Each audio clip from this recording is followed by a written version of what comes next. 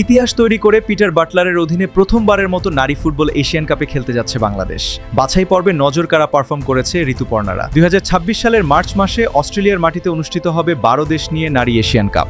নারী এশিয়ান কাপে অভিষেক হচ্ছে বাংলাদেশ নারী ফুটবল টিমের। জেনে নিন বাংলাদেশের ম্যাচের সম্পূর্ণ সময়সূচি, কবে, কখন এবং কার বিপক্ষে নামছে লাল সবুজের মেয়েরা।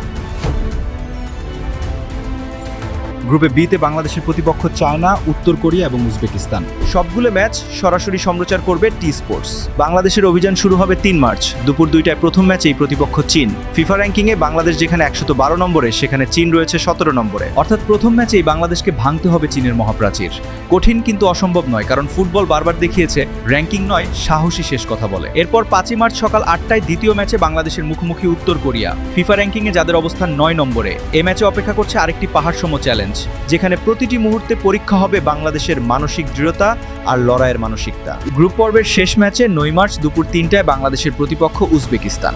ফিফা র্যাঙ্কিংয়ে 49 নম্বরে থাকা এই দলটিও সহজ প্রতিপক্ষ নয়। এশিয়া কাপের প্রস্তুতির অংশ হিসেবে ইতোমধ্যেই ক্লোজ ডোর প্রস্তুতি ম্যাচে অস্ট্রেলিয়ার ওয়েস্টার্ন সিডনি ওয়ান্ডার্স এফসির বিপক্ষে 1-1 গোলে ড্র করেছে ঋতুপর্ণা আনিকারা। এই ফলাফল স্পষ্ট বার্তা দিচ্ছে বাংলাদেশ লড়াইয়ের জন্য প্রস্তুত। এবার আসি সবচেয়ে বড় স্বপ্নের কথায়। এশিয়া কাপে ভালো করতে পারলে বাংলাদেশের সামনে খুলে যাবে সরাসরি নারী বিশ্বকাপের দরজা। প্রতি গ্রুপের সেরা 2 দল পাবে সরাসরি বিশ্বকাপের টিকিট। এমনকি গ্রুপে তৃতীয় হলেও থাকবে বিশ্বকাপ কোয়ালিফায়ার খেলার সুযোগ।